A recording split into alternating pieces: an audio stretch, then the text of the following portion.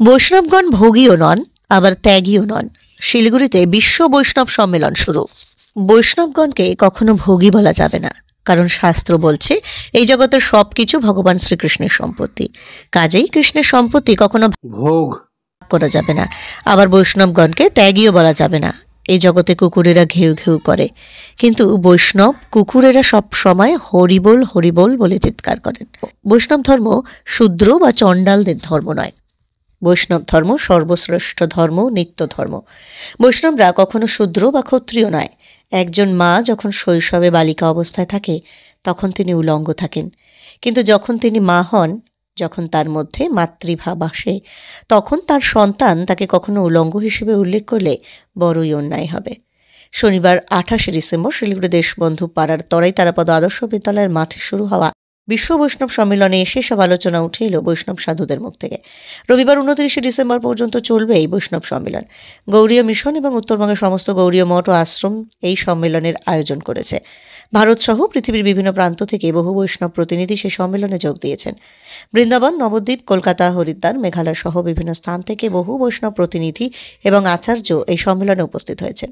এদিন সেখানে মুখ্য বক্তা হিসেবে উপস্থিত ছিলেন গৌড়ীয় মিশনের আচার্য সন্ন্যাসী গোস্বামী মহারাজ, মেঘালয় গৌড়ীয় মঠের আচার্য ভক্তি বেদান্ত বোধন গোস্বামী মহারাজ।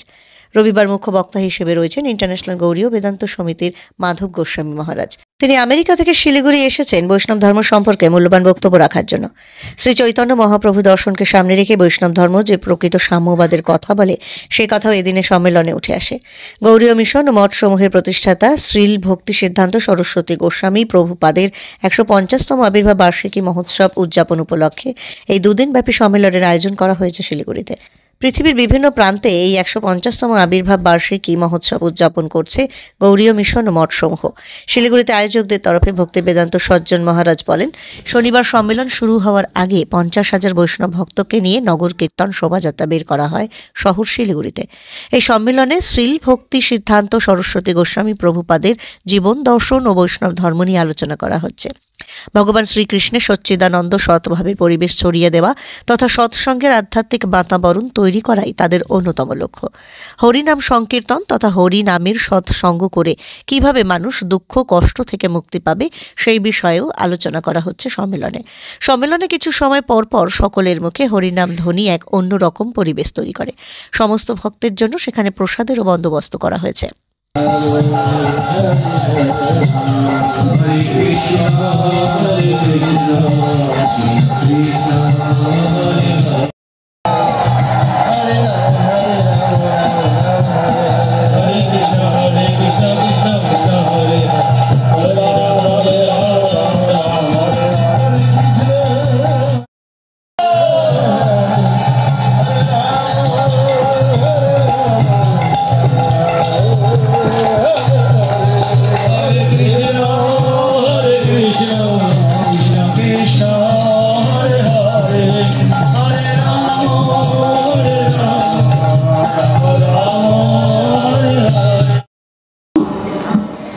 আমরা হরিসংকীর্তনের দ্বারে শ্রীল প্রভুপাদের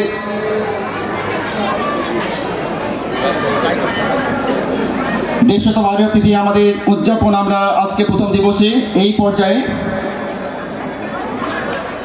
শ্রীল প্রভুপাদের অতিমর্থ চরিত কথা কীর্তন করছেন শ্রীপাদ ভক্তি অমৃত সাগর মহারাজ, শ্রী চৈতন্য সারস্বত মঠ নদিয়া। আমি মহারাজকে অনুরোধ করছি শ্রীল প্রভুপাদের অতিমত চরিত কথা কীর্তন করবার জন্য।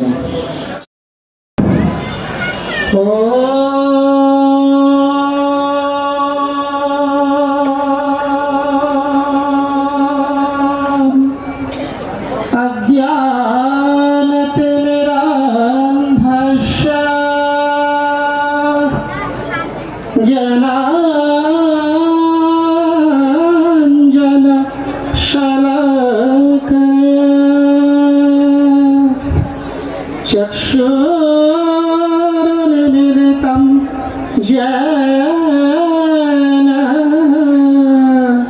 तस्मै श्री गुरवे परम गुरवे परमेष्टि गुरवे परात्पर गुरवे गुरु परंपराय महा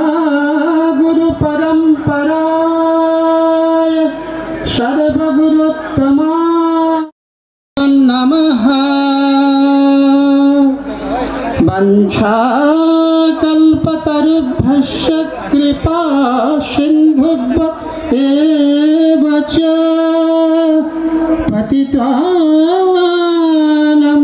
पावनेभ्यः वैष्णवेभ्यो नमो नमः। सर्व वैष्णव सर्व काश्यभ्यो सभापति वैष्णवेभ्यो नमो नमः।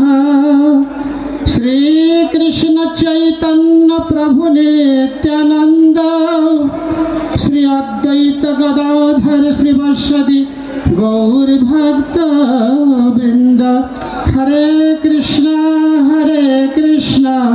कृष्ण कृष्ण हरे हरे, हरे राम राम राम हरे हरे।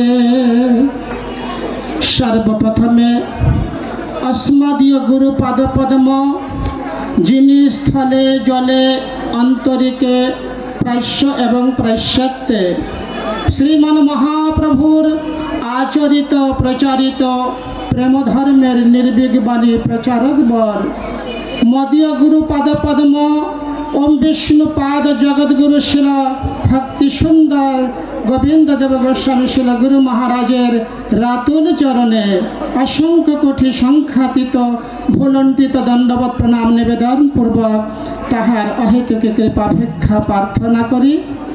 तत्पश्चात हिमालय हईते सागर काश्मीर कहिते कन्याकुमारी विस्तीर्ण भारत भूखंडेर मानदंडकारी मदीय परम गुरु पाद पद्म परमेष्टि गुरु पाद बंधनान्ते उत्तरबंगे शिलीगुड़ी देशबंधु पाड़ा दादा भाई क्लाबे जगतगुरु शिल भक्ति सिद्धांत सरस्वती गोस्वामी ठाकुरेर 150तम शुभ आविर्भाव तिथि उपलक्षे आयोजित विश्व वैष्णव राजसभार पात्र राजगण सभा सभापति महाशय एवं सह सभापति सकल वैष्णववृंद अतिथिवृंद त्रिदंडी सन्यासी वृंद वृंदावन नीलाचल नवद्वीपवासी त्रिदंडी वैष्णववृंद वैष्णवीवृंद चतुर्दश भुवनात्मक समस्त वैष्णवीवृंदेर चरण बंधनान्ते जगतगुरु शिल भक्ति सिद्धांत सरस्वती गोस्वामी ठाकुर प्रभुपादेर चरणे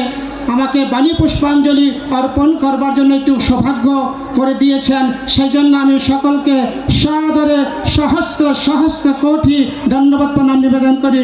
সকলেই আমার প্রতি প্রসন্ন হন। ছিন্ন বিচ্ছিন্ন কর্ত্রী বিপুল বিবুধ বহুল মৃগ মুক্তি মহান্ত ধাত্রী শীতলিত বিধি রাগারাধ্য রাধেশ ধানে বিলসতুরিদি নিত্যম ভক্তি সিদ্ধান্ত বাণী। भक्ति सिद्धांत सरस्वती गोस्वामी ठाकुर शुधु এই ব্রহ্মাণ্ডের অন্তর্গত কোনো গুরু নয়, তিনি নিখিল ব্রহ্মাণ্ডের গুরু। নিখিল ব্রহ্মাণ্ডের মায়াকে তিনি ছিন্ন বিচ্ছিন্ন নয়, তিনি অখিল বিশ্ব ব্রহ্মাণ্ড সকল জীবের সকল ঋষি মুনি দেবতা আদি সকলের গুরু। তিনি সমস্ত সম্প্রদায়ের গুরু। জগৎগুরু শিল ভক্তি সিদ্ধান্ত সরস্বতী গোস্বামী ঠাকুর কে ছিলেন? যেরকম আমাদের সম্প্রদায় 4টি আছে, বেদ আছে 4টি, বেদের উপবেদ আছে আবার 4টি, সেরকম ভাবে জগৎগুরু শিল ভক্তি সিদ্ধান্ত সরস্বতী গোস্বামী ঠাকুর হলেন এই 4ই সম্প্রদায়ের পরে যে আচার্যরা এসেছিলেন তার পঞ্চম আচার্য বললে তাকে কখনোই ভুল করা হবে না, কারণ তিনি পঞ্চম আচার্য। জগৎ ভক্তিবিনোদ ঠাকুর যেরকম সপ্তম গোস্বামী বলা হয়, তাকে আখ্যান দেওয়া হয়। পরবর্তীকালে ভক্তি সিদ্ধান্ত সরস্বতী গোস্বামী ঠাকুর হলেন যুগ ধরন্ধর মহাপুরুষ। তিনি যুগ ধর্ম প্রবর্তক এবং তিনি পরমহংস কুল প্রদাতা, তিনি শরণাগত বৎসল, তিনি জনকাদি বৎসল, তিনি গুরু পদবাচ্য। তিনি একটা ব্রহ্মাণ্ডের শুধু গুরু নয়, তিনি এই জগতের কোনো জীব নয়, তিনি ভগবানের নিজজন, রাধারানীর প্রেরিত জন। তিনি গৌরাঙ্গের অপূর্ণ কাজটি করবার জন্য সবার সাথে জগৎগুরু শিল প্রভুপাদ নীলাচলে আবির্ভূত হয়েছিলেন। মহাবৈষ্ণব ঠাকুর ভক্তিবিনোদ মহাশয়কে লক্ষ্য করে আজ জগৎগুরু প্রভুপাদ যা দিয়ে গেছেন, এই দেয়াটা কোনোদিন কোনো যুগে কেউ দেয় নাই। ভক্তি সিদ্ধান্ত সরস্বতী গোস্বামী ঠাকুর শুধু কলিযুগের গুরু নয়, তিনি সর্বকালের সর্বযুগের তিনি গুরু। তিনি এই যুগেরই শুধু যুগাচার্য নয়।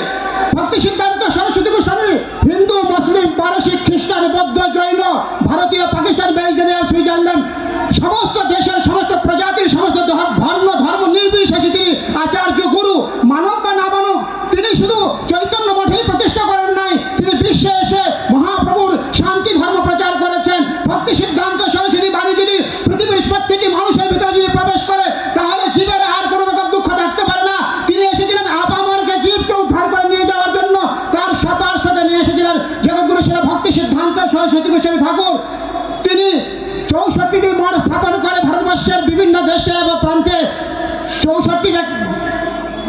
জাহাজ, বড় বিরাট জাহাজ স্থাপন করে গেছিলেন। আর এই সেই জাহাজটি দুইটি ভাগে বিভক্ত হয়। একটা কৃপা সিন্ধবে বছ পতিতানাম পাবনেভ্য বৈষ্ণব বৈষ্ণবেভ্য নমো নমঃ সভাপতি মহারাজেভ্য নমো নমঃ। জয় জগদ্গুরু শিল প্রভুপাদ কি। আমরা প্রভুপাদের প্রথম মঠ শ্রী চৈতন্য মঠ, এরপর শ্রী গৌরী মঠ বাগবাজার কলকাতা, সেই গঙ্গা যমুনার যে আজকে বহমান, আমরা কোনো ভেদাভেদ না করে আজকে সকলে সম্মিলিতভাবে আজকে যে সমাগম বিশ্ব বৈষ্ণব সম্মেলন, সেই সম্মেলন আজকে প্রভুপাদের গুণকথা অতি মর্ত চরিত কথা সোমবার দিন আমরা সকলেই শ্রবণ করব। এ পর্যায়ে শিল প্রভুপাদের অতিমর্থ গুণকথা কীর্তন করবেন পরম পূজ্যপাদ শ্রী শ্রীমৎ ভক্তি বেদান্ত বোধায়ন গোস্বামী মহারাজ। আমি মহারাজের করকমলে নিবেদন করছি শ্রী শ্রীমৎ ভক্তি বেদান্ত বোধায়ন গোস্বামী মহারাজ। নিতাই গৌর প্রেমানন্দে। সন্ন্যাসী গোস্বামী মহারাজ, ওনার চরণে অনন্ত কোটি সাষ্টাঙ্গ দণ্ডবোধ পেলাম। আজকে আমাদের বড়ই সৌভাগ্য, জগৎগুরু নিত্যলীলা বৈষ্ণব ভক্তি সিদ্ধান্ত সরস্বতী প্রভুপাদের 150তম আবির্ভাব তিথিকে কেন্দ্র করে আমরা এখানে উপস্থিত হয়েছি। আজকে আমাদের আলোচ্য বিষয়, এই জগতে দেখা যায় কি প্রভুপাদের অবদান বৈশিষ্ট্য। সমুদ্রে, বিশাল সমুদ্র, সেই সমুদ্রে থেকে যদি 1000 কলসি জল তুলে নেওয়া হয়, সমুদ্রে জল কখনো কমে না। এই জগতে দেখা যায় কি শ্রীমদ্ ভাগবতে উল্লেখ করা আছে, এই জগতে যত ধূলিকণা দেখা যায়, সেই ধূলিকণাগুলো গণনা করা আমাদের পক্ষে অসম্ভব। তা সত্ত্বেও শ্রীমদ্ ভাগবতে বলেছেন, যদি ধূলিকণাকে গণনা করতে পারেও জগৎগুরু ভক্তি সিদ্ধান্ত সরস্বতী প্রভুপাদের অতিমত্ত চরিত্রের কথা কেউ কখনো গণনা করতে পারবে না। এটি অসম্ভব। অনন্ত বিশাল বলা হচ্ছে প্রভুপাদের মহিমা। সেই প্রভুপাদের আজকে আমরা প্রভুপাদের চরণে পুষ্পাঞ্জলি প্রদান করলাম। এই জগতের ফুল দিয়ে কখনো প্রভুপাদের পূজা করা হয় না। সেই জন্য গৌড়ীয় পত্রিকা বিভিন্ন গ্রন্থের মধ্যে দেখা যায়, যেই ফুলের মধ্যে ভক্তি না থাকেন, ভক্তি পুষ্পাঞ্জলির সাহায্যে স্বয়ং প্রভুপাদের আমরা পূজা করতে পারি। সে প্রভুপাদ জগতে কেন এসেছেন সেটি ভালো করে আমাদের জানতে হবে। এই জগতের লোক মনে করত কি বৈষ্ণব ধর্ম একটা শূদ্রের ধর্ম, চণ্ডালের ধর্ম। স্বয়ং প্রভুপাদ তিনি প্রচার করে গেলেন, বৈষ্ণব ধর্মই সর্বশ্রেষ্ঠ, বৈষ্ণব ধর্মই জীবের নিত্য ধর্ম। তিনি জগতে প্রচার করে গেলেন। এই জগতে দেখা যায় কি শূদ্র বৈষ্ণব, চণ্ডাল বৈষ্ণব, ক্ষত্রিয় বৈষ্ণব। প্রভুপাদ তিনি মেদিনীপুর জেলার বালিঘাই অঞ্চলে প্রচার করে গেলেন, বৈষ্ণব কখনো শূদ্র নয়, বৈষ্ণব কখনো ক্ষত্রিয় নয়। তিনি প্রচার করে গেলেন বৈষ্ণবের জাতি বুদ্ধি বা নার কিসব।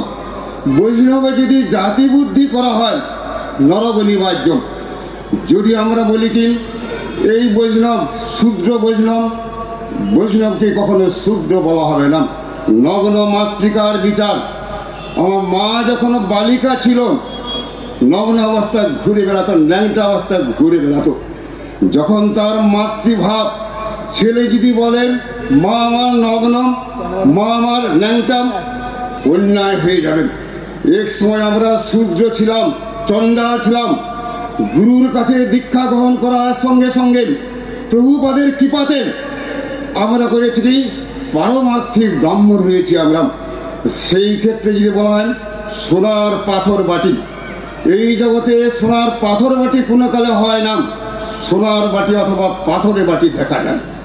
যদি বলা হয় তুমি কিসে খেয়েছ, কাঁঠালের আমসত্ব খেয়েছি, কে খেয়েছে কাঁঠালের আমসত্ব? কাঁঠালের আমসত্ব কোনো কালে হয় না। কাঁঠালের সত্য অথবা আমের সত্য জগতে দেখা যায়, সেই রকম যিনি বৈষ্ণব যিনি হয়েছেন তিনি কখনো শূদ্র থাকতে পারেন না। বৈষ্ণবকে যদি শূদ্র বলা হয়, সেই জন্য ভক্তিসিদ্ধান্ত প্রভুপাদ বালিধাই থেকে তিনি প্রচার করে গেলেন, বৈষ্ণব ধর্মের বিজয় ডঙ্কা তিনি বাজিয়েছেন। এক সময় প্রভুপাদকে প্রশ্ন করেছেন, বৈষ্ণব ধর্ম যদি উন্নত হয় জগতের লোক কেন গ্রহণ করে না? সেই সময় প্রভুপাদ তিনি বলেছেন, দেখো তো এই জগতে কতগুলো প্রাইমারি স্কুল দেখা যায়, অসংখ্য প্রাইমারি স্কুল। বড় তো হাই স্কুল কতগুলো আছে, আরো কম। বড় তো কলেজগুলো কতগুলো দেখা যায়, আরো কম কলেজ। বড় তো ইউনিভার্সিটি কতগুলো আছে, আরো কম।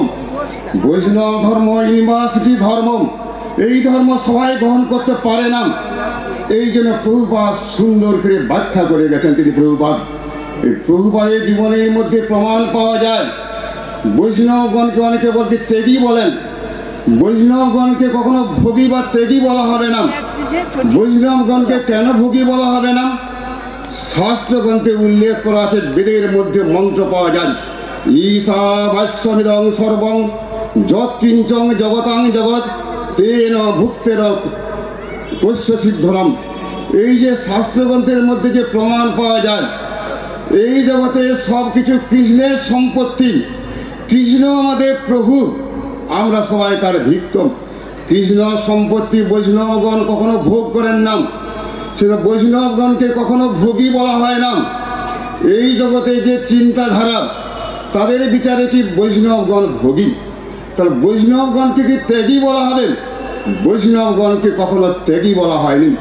তোমার সংসারে আমি বিষয় প্রহরী, তুমি তো ঠাকুর তোমার কুকুর বলিয়া জানো মরে।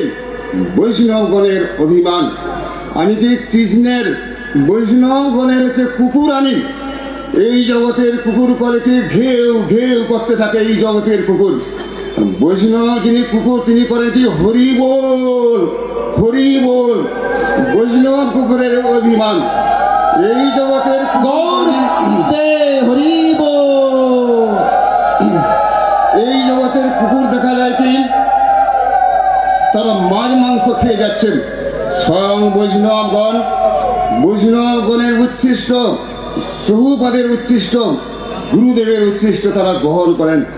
সেই জন্য বলা হয়েছে যে তুমি তো ঠাকুর তোমার কুকুর বলিয়া জানহ মরেন।